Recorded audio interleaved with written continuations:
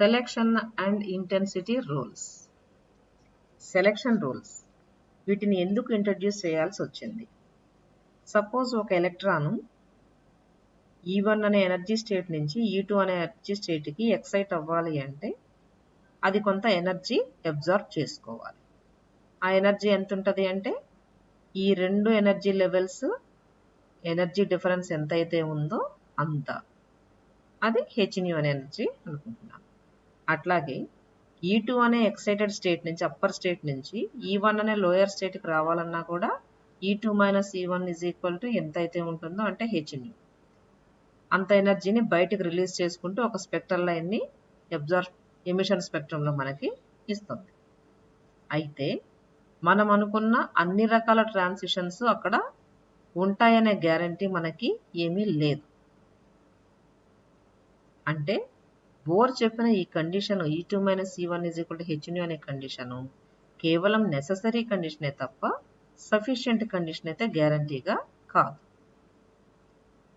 So additional criteria ఏదో దీన్ని rule చేస్తుంది. ఆ అడిషనల్ క్రైటీరియా అనేదే సెలెక్షన్ రూల్స్ అన్నమాట.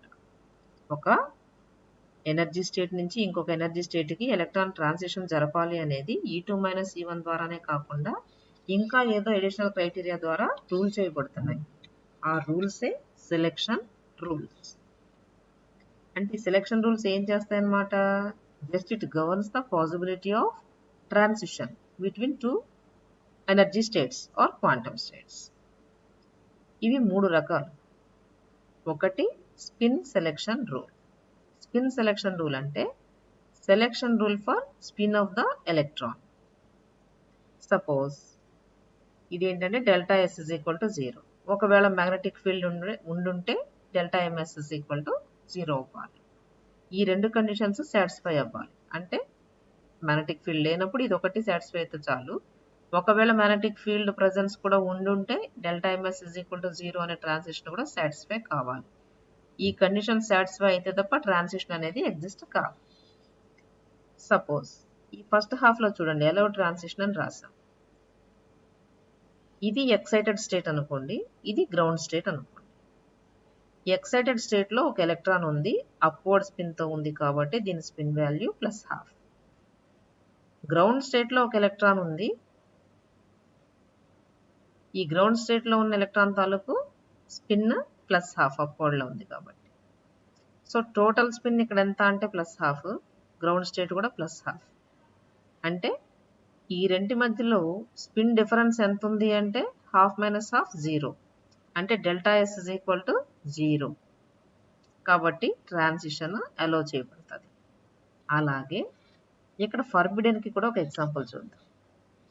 ఇక్కడ ఎక్సైటెడ్ స్టేట్ లో రెండు ఎలక్ట్రాన్స్ ఉన్నాయి, రెండు అప్వర్డ్ స్పిన్ లో ఉన్నాయి కాబట్టి టోటల్ ఎస్ ఎంత అంటే ½ + ½ 1 అయింది.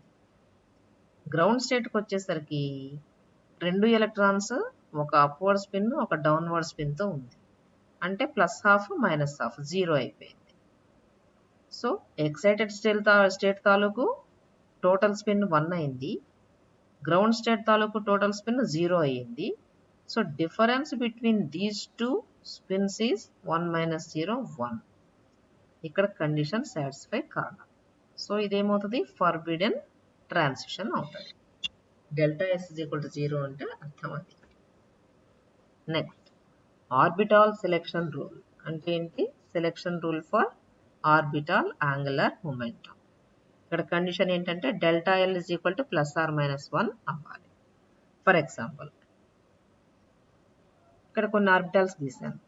1s orbital, 2s, 2p, 3s, 3p. ఇక్కడ 1 దేన్ని ఇండికేట్ చేస్తుంది? ప్రిన్సిపల్ క్వాంటమ్ నెంబర్ని ఇండికేట్ చేయాలి. అలాగే 2, 3 కూడా. For example n is equal to 1 అయితే l కి ఒక ఫార్ములా మనం క్వాంటమ్ నెంబర్స్ లో చెప్పుకున్నాం, l is equal to n - 1. So ఇక్కడ n ఇజ్ ఈక్వల్ టు 1 కాబట్టి l ఇజ్ ఈక్వల్ టు 0 అవ్వాలి. ఇక్కడ n ఇజ్ ఈక్వల్ టు 2 కాబట్టి ఇక్కడ l ఇజ్ ఈక్వల్ టు 1 అవ్వాలి. ఇక్కడ కూడా n ఇజ్ ఈక్వల్ టు 2 కాబట్టి l ఇజ్ ఈక్వల్ టు 1. అలాగే ఈ రెండింటికి n వాల్యూ 3 ఉంది కాబట్టి l వాల్యూ 2 అవుతుంది. సపోజ్ ఒక electron L is equal to 2లో ఉంది అనుకున్నాం, అంటే 3p ఆర్బిటాల్లో ఉంది, దాని value L is equal to 2. Suppose అది 1s ఆర్బిటాల్లోకి రావాలి అంటే ఇక్కడ వాల్యూ ఎంత అనుకున్నాం, ఎల్ ఈజ్ ఈక్వల్ టు 0. ఇప్పుడు ఎల్ డిఫరెన్స్ చూడండి, 3p నుంచి 1sకి రావాలి.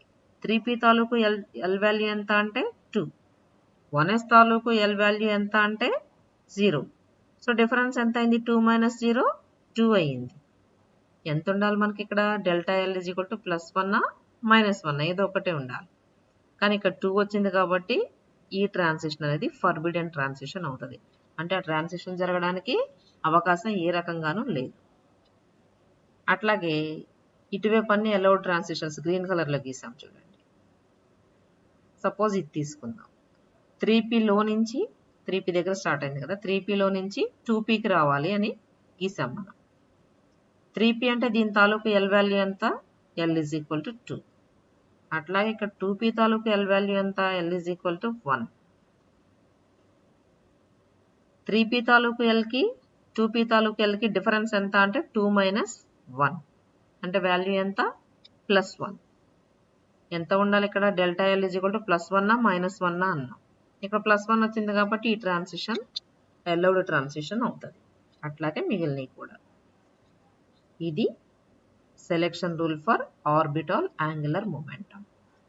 ఒకవేళ మ్యాగ్నెటిక్ ఫీల్డ్ కనుక అప్లై చేస్తే అప్పుడు ఈ కండిషన్ కూడా సాటిస్ఫై చేయాలి, ఈ రూల్ కూడా ఫాలో అవ్వాలి.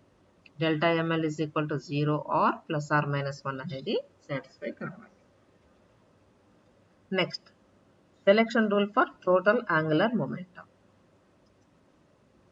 టోటల్ యాంగులర్ మొమెంటం జేకి కండిషన్ ఏంటంటే delta J is equal to 0 అన్న అవ్వాలి, లేదా +r-1 అన్న అవ్వాలి. తర్వాత మ్యాగ్నెటిక్ ఫీల్డ్ ఉండుంటే delta MJ is equal to 0 or +r-1 అనే కండిషన్ కూడా అడిషనల్గా సాటిస్ఫై చేయాలి. ఇక్కడ 0 to 0 ట్రాన్సిషన్ అనేది ఏ రకంగానూ అలౌ కాదు. 0 to 0 ట్రాన్సిషన్ అంటే సపోజ్ ఒక ఆర్బిటాల్ తాలూకు టోటల్ జే వాల్యూ 0 అయింది అనుకుందాం. అవడానికి అవకాశం ఉంది కదా. సపోజ్ పిన్ 2 +12లో ఉన్నాయనుకోండి, ఇది ఒక 1 అవుద్ది, ఎల్ తాలూకు ఒకటి, ఎల్ +r- అసలు ఎల్ -s నుంచి ఎల్ +s వరకు అంటాం కదా వాల్యూస్. ఎల్ -s నుంచి అంటే 1 - 1 అంటే జే వాల్యూ 0 అయ్యింది. అలాగా జే వాల్యూ 0 అయిన ఒక ఎనర్జీ స్టేట్ నుంచి జే వాల్యూ 0 అయిన మరొక ఎనర్జీ స్టేట్కి ట్రాన్సిషన్ జరగదు. అంటే జే వాల్యూలు రెండు 0 అయినప్పుడు 0 - 0 = 0 అవుతుంది, అంటే కండిషన్ సాటిస్ఫై అయినట్టే. కానీ దీనికి ఎక్సెప్షనల్ కేసు ఏంటంటే 0 to 0 ట్రాన్సిషన్ అనేది అలౌ కాదు. ఇప్పుడు మనం 3 రకాల సెలెక్షన్ రూల్స్ చెప్పాం. Delta S is equal to 0, delta L is equal to +r-1, delta J is equal to 0 or +r-1 అని. 3 కండిషన్స్ సాటిస్ఫై అయితే తప్ప ట్రాన్సిషన్ జరగదు. Delta S is equal to 0 అయిపోయి, delta L is equal to +1 -1 అయిపోయి, delta జే దగ్గరికి 2 value వచ్చింది అనుకోండి. Suppose 2 అంటే వీలవుద్ద ట్రాన్సిషన్ అవ్వదు కదా. 3 కండిషన్స్ సాటిస్ఫై అయినప్పుడు మాత్రమే ట్రాన్సిషన్ అనేది వీలవుతుంది. ఇంకా మ్యాగ్నెటిక్ ఫీల్డ్ అప్లై చేస్తే కింద మనం ఎంఎస్కి, ఎంఎల్కి, ఎంజేకి కూడా కండిషన్స్ ఇచ్చాం, అవి కూడా సాటిస్ఫై కావాలి. Next intensity rules. ఇక్కడ కండిషన్ రాశాను ఒక టేబుల్లో, ఇటు ఇంటెన్సిటీ ఆఫ్ ట్రాన్సిషన్ రాశాను. ఎల్ జే సేమ్ సెన్స్లో కనుక చేంజ్ అయితే వచ్చే స్పెక్ట్రల్ లైన్ తాలూకు ఇంటెన్సిటీ చాలా స్ట్రాంగ్గా ఉంటుంది. అలా కాకుండా ఎల్జేలో ఆపోజిట్ సెన్స్లో కనుక చేంజ్ అవుతుంటే ట్రాన్సిషన్ వీక్గా ఉంటుంది. డిక్రీజింగ్ సెన్స్లో ట్రాన్సిషన్ అయితే అది స్ట్రాంగ్గా ఉంటుంది. ఇంక్రీజింగ్ సెన్స్లో ట్రాన్సిషన్ అయితే ట్రాన్సిషన్ వీక్. డిక్రీజింగ్ సెన్స్ అంటే ఏంటి, ఎల్ నుంచి ఎల్ -1కి ట్రాన్సిషన్ జరగాలంటే థర్డ్ ఎనర్జీ స్టేట్ నుంచి సెకండ్ ఎనర్జీ స్టేట్కి రావటం, అప్పుడు స్ట్రాంగ్గా ఉంటుంది. ఇంక్రీజింగ్ సెన్స్ అంటే సెకండ్ ఎనర్జీ స్టేట్ నుంచి థర్డ్కి అప్పర్ స్టేట్కి వెళ్ళటం, ఇక్కడ వీక్ లైన్ మనకి కనిపిస్తుంది. అసలు ఆపోజిట్ డైరెక్టెడ్లో కనుక ఉంటే ట్రాన్సిషన్ అనేది జరగదు. ఫర్ ఎగ్జాంపుల్ ఇక్కడ డెల్టా ఎల్ ఉంది, డెల్టా జే ఉంది. డెల్టా ఎల్ వాల్యూ -1 అనుకుందాం, డెల్టా జే -1. రెండు సేమ్ సెన్స్లో మూవ్ అయినాయి కాబట్టి చేంజ్ అవుతున్నాయి కాబట్టి మోస్ట్ ఇంటెన్స్ లైన్ మనకు కనిపిస్తుంది. అలాగే డెల్టా ఎల్ -1 అయింది, డెల్టా జే వాల్యూ మాత్రం 0 అయింది. సేమ్ సెన్స్లో లేవు కాబట్టి లెస్ ఇంటెన్స్ లైన్ వచ్చేసింది. ఇక్కడ డెల్టా ఎల్ +1 అయింది, డెల్టా జే కూడా +1 అయింది. సేమ్ సెన్స్లోనే ఉన్నాయి కానీ ప్రీవియస్ కండిషన్ ఒకటి చెప్పాం మనం, ఇంక్రీజింగ్ సెన్స్లో ఉంటే వీక్ అవుతుంది అని. ఇక్కడ ఇంక్రీజింగ్ సెన్స్లో ఉంది కాబట్టి ఇంటెన్సిటీ వీక్గా ఉంటుంది. ఇక్కడ డెల్టా ఎల్ +1 అయింది, డెల్టా జే 0 అయింది. సేమ్ సెన్స్లో లేవు కనుక అక్కడ ఇంటెన్సిటీ వీక్గానే ఉంటుంది. ఇక్కడ డెల్టా ఎల్ -1 అయింది, డెల్టా జే +1 అయింది. ఆపోజిట్ సెన్స్లో ఉన్నాయి కాబట్టి అసలు ట్రాన్సిషన్ ఎగ్జిస్ట్ కాదు. Vice versa delta L plus అయ్యి డెల్టా జే -1 అయినా ఆపోజిట్ సెన్సే కనుక ట్రాన్సిషన్ అనేది ఉండదు. This is all about selection and intensity rule.